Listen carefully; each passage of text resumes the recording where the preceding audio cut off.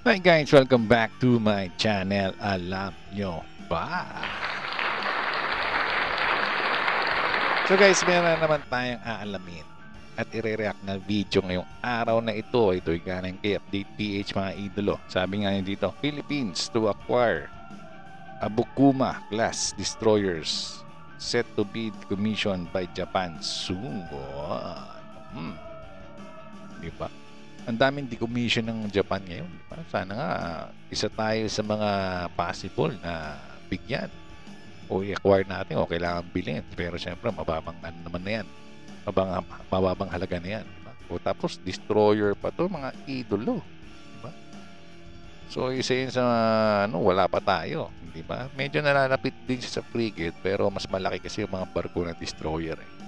Tapos, mas kompleto ng kagamitan. So, usually mga 150 meters and above yan diba?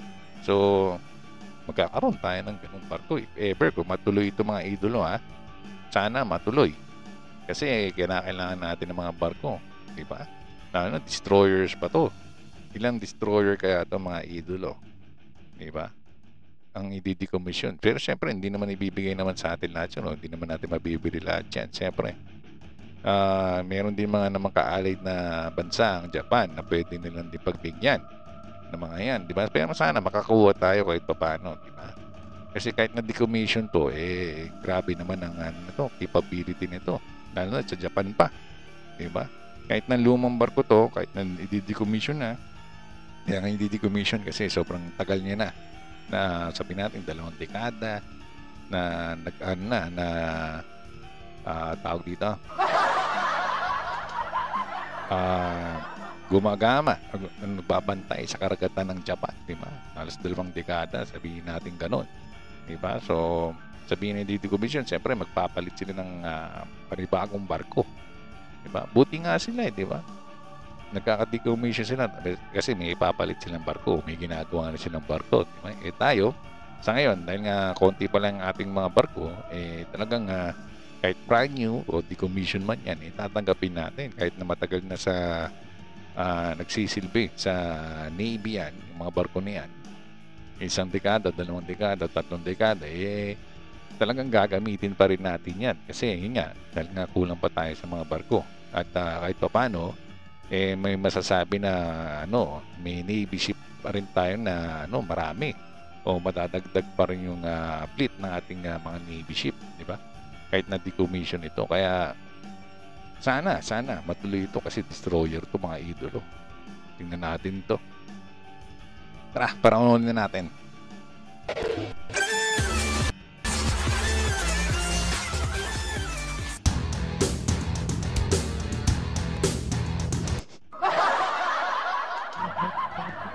Yan na naman tayo pag update PH Napasayaw na naman talaga tayo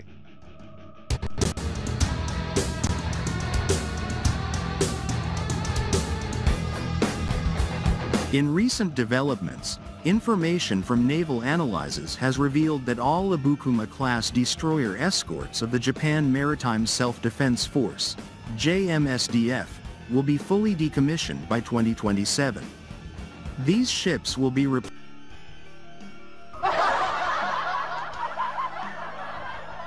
2027 pa pala, so matagal-tagal. Pero, di ba? Meron tayong panahon para makipag-usap sa Japan. If ever na talaga i-decommission nila sa 2027. 2 years, mabilis lang yan. Diba? Pero kala ko, kala ko ngayong 2025 na. Diba? Para sa 2026, kung possible, ma-deliver na sa atin kasi Japan lang naman yan. Nakapit na sa atin yan. Diba? Pero kung 2027 pa talaga, abang-abang na lang muna tayo, di ba? Kung matutuloy ito at maibigay sa atin, matutuloy yung decommission. Pero yun nga, sana makipag-uusap na yung ating gobyerno sa Japan regarding dito na makakuha tayo ilang destroyer kaya ito na Bukuma class. Marami naman siguro yun, 2, 3 siguro yan mga yan. At sana makakuha tayo maski isa man lang, di ba? Para madagdag nga. Kung 2027 pa yan, expect natin 2028, 2029, ganyan. Sabihin natin. Pero meron tayong inaabangan, di ba? meron pa tayong pag-uusapan. Yun naman maganda eh. Pero sana kung habang pinag-uusapan natin talagang tuloy na. Di ba? Kasi yun ang mas masarap pag-usapan eh. Hindi yung parang possible o yan. Parang, di ba?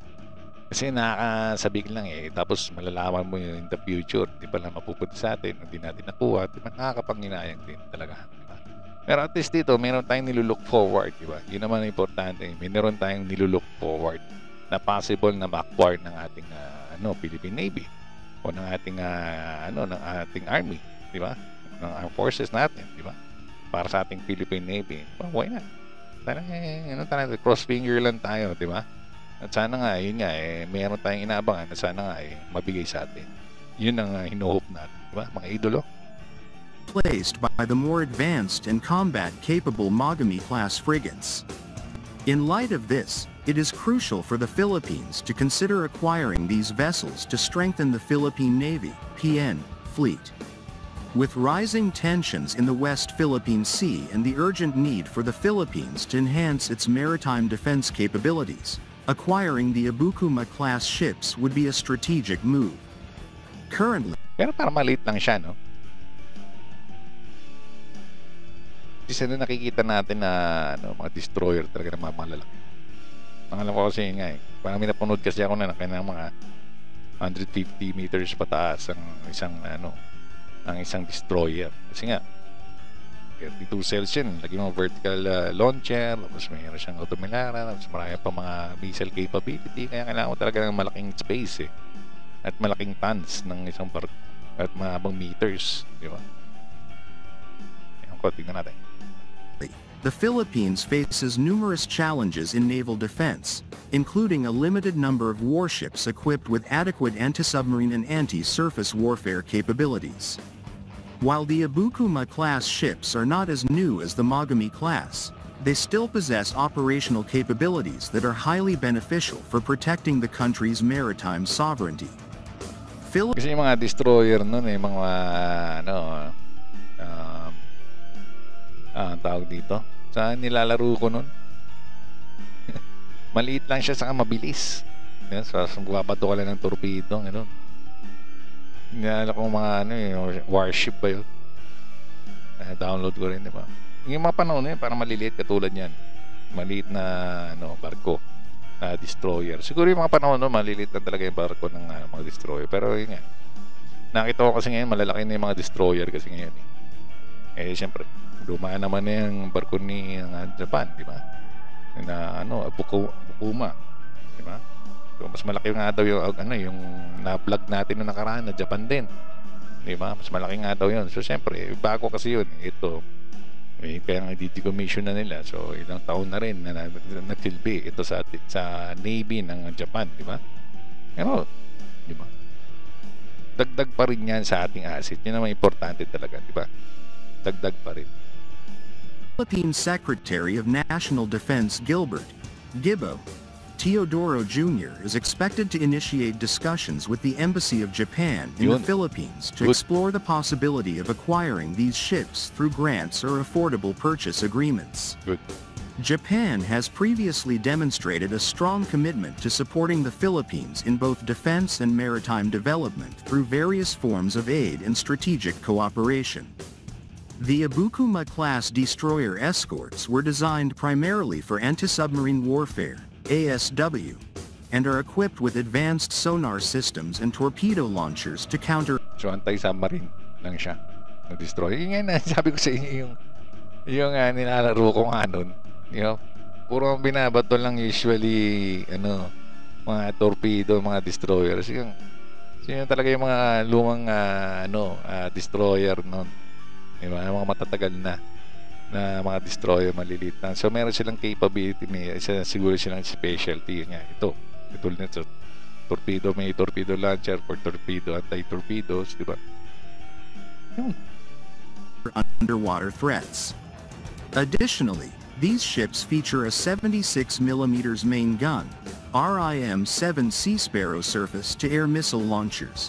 In some units, and phalanx close-in weapon systems, shoes, for RIM-7 Sea Sparrow surface-to-air missile launchers.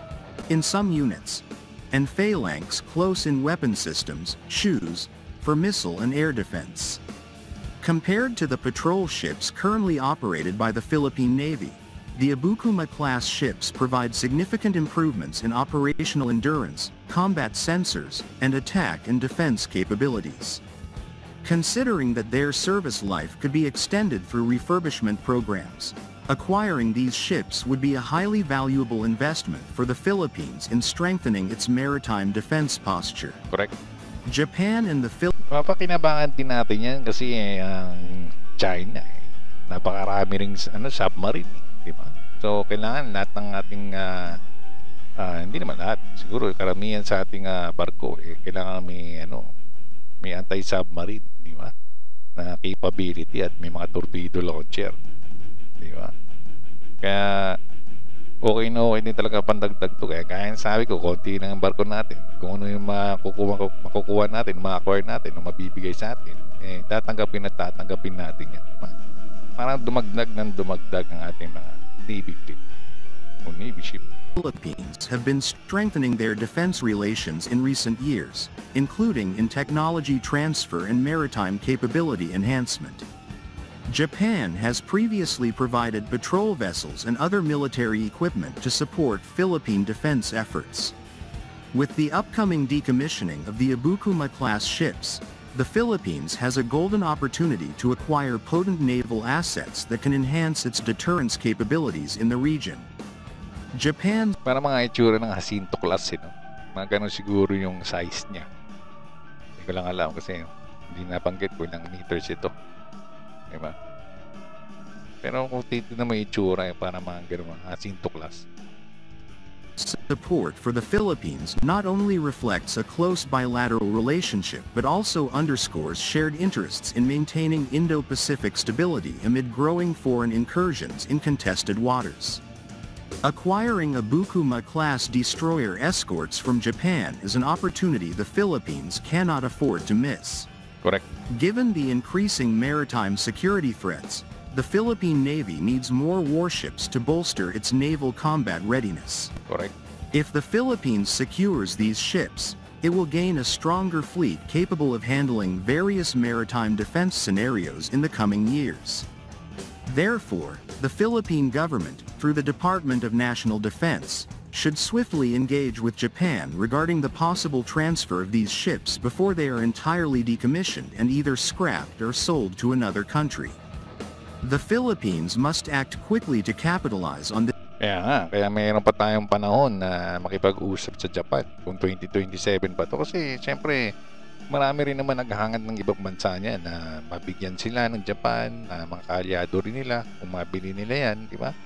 So kung hindi natin alam pa kung ilang pag-decommission na ganitong barko ng Japan. So kailangan talaga puspusan na mabilisan ng aksyon ng ating Department of National Defense para yun nga, manguna tayo, isa tayo sa mga mabibigyan itong barkong ito bago i-decommission nga o bago i-scrap, di ba?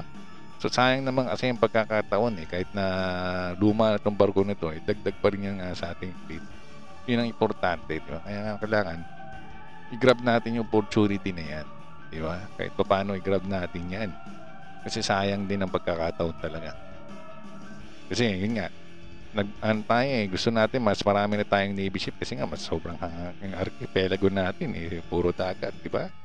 Archipelago ba yun? Basta yung mga natin na sinasakupan natin puro dagat, kaya kailangan natin mas marami pang barko para yun nga mabantayan natin ng maayos ang ating EEZ na naman, di ba? Yung nakaraan nga nakapasok yung China, diba? Minonitor lang natin sila kasi nga, freedom mo pa daw. Speech. Freedom of speech. Freedom of navigation, di ba? So, yun. Kailangan, meron din pa tayong magbabantay pa at matingnan pa yung mga pinaggagawa ng China. Sige, sobrang lapit na sa atin Di ba? Parang 26 miles na lang ata yung layo nung nakaraan from taas hanggang pababa hanggang Sulu. Dinaanan nila, di ba? Grabe naman sila. Talagang hindi na lang tayo inaano tawag dito. Nakalimutan ko tuloy. Kumbaga, kung tingnan na lang talaga nila tayo, parang ganun-ganun na lang talaga eh. Parang sobrang lang pagbubuli nila sa atin, eh, di ba? Hindi na tayo ginagalang. Yun. Yung sabihin, hindi na ginagalang yung natin eh. Yung bansa natin eh. Gusto lang nilang dumaan, dadaan na lang sila. Di ba? Walang sabi-sabi. Diba? Parang talagang nakakapastos talaga, di ba, mga idolo? Strategic defense cooperation with Japan. This raises an intriguing question. Could the Philippine Navy, PN, benefit from acquiring these decommissioned Abukuma-class vessels to strengthen its maritime defense capabilities? With Japan and the Philippines rapidly deepening their defense and maritime security cooperation, including the transfer of military hardware under Japan's Official Security Assistance, OSA, program, the possibility of acquiring second-hand JMSDF ships cannot be ruled out. These destroyer escorts, while aging, still possess combat capabilities that could be modernized and integrated into the Philippine Navy's fleet. Yun nga eh, pwede pa nating i-modernize yan, pwede pa nating i-upgrade yan, di ba? Kung gusto ng ating Navy, di ba? Pero at least may barko na tayo, di ba? Kung mga kagamitan na lang yung dadagdag natin, yan ang importante. Bolstering patrol and security operations in the West Philippine Sea. Moreover, the Abukuma-class ships are relatively newer than the second-hand vessels the Philippine Navy has received in the past, such as the former U.S. Coast Guard Hamilton-class cutters, now the Del Pilar-class patrol frigates.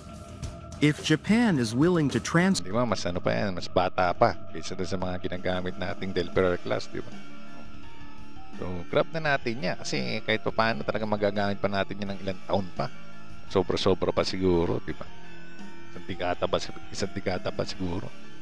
O more pa, di ba? Kaya, wag natin i-waste yung opportunity na yan na makuha yan.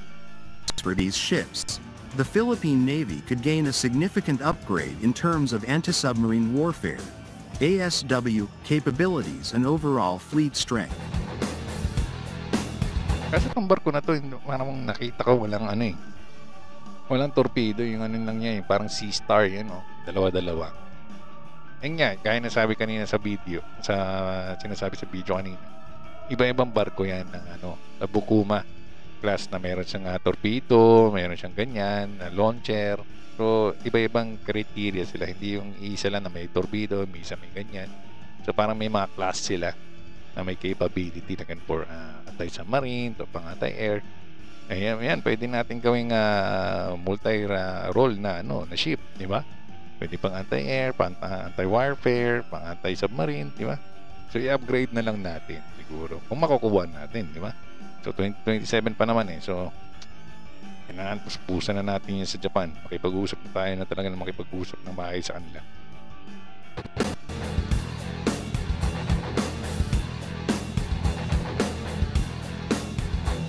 So yun, di ba? At least kahit pa paano yung barko na yan, may capability, may anti-air yan. So yun nga, gaya sabi ko, dadagdagan na lang natin ng mga armaments na possible. Di ba? Mga turrets, yung mga ganyan, mga machine guns sa automatic, di ba? Mga kinokontrol na lang ng mga machine guns, mga turret, di ba? So yun, so mapapakinabangan na natin ng sobra-sobra yan talaga, di ba? So yun, so hopeful tayo mga idolo. Yun nga, sana yung ating Department of National Defense i-focus din kanilang attention for this ship ng Japan, di ba? Kasi kaya sabi ko kahit na decommission to, mas bata pa nga ito sa Del Pilar class natin, grab na natin yung opportunity na madagdagan. Okay, kung kailangan bilhin, syempre mapresyo naman yan, bilhin na natin yan. Kung ibibigay, di much better, di ba? So which be thankful na lang tayo na yun nga, na isa tayo sa possible na ibigyan ng Japan ganitong barko nila, di ba, na kahit na decommission na. So yun, abang-abangan na lang natin mga idolo yung mga another videos regarding dito sa Abukuma class na destroyer ng Japan, kung ano na magiging update neto, kung makukuha ba natin o hindi, o kung meron tayong replacement for this, I don't know. Pero sana yun nga makuha din natin kasi kaya sabi ko, dagdag din yan sa ating mga Navy ship, di ba? So yun ang importante sa ngayon, di ba mga idolo? So maraming salamat kay PP sa kanyang video. So nalagay ko po sa description down below ang full video niya, pati po kanyang YouTube mga idolo. So huwag niyo po kalimutan na mag-subscribe po sa kanya. At syempre rin po, huwag niyo rin po kalimutan na mag-subscribe din po sa aking channel. Hit niyo po yung notification bell at yung like button mga idolo. At syempre huwag niyo rin po kalimutan na i-follow din po sa aking Facebook page mga idolo at sa incoming kong TikTok account mga idolo. So maraming salamat po sa lahat. At syempre, dito na po tayo tatapos mga idolo. Maraming salamat po sa lahat. Ingat po tayo lagi. And God bless us all. Bye-bye.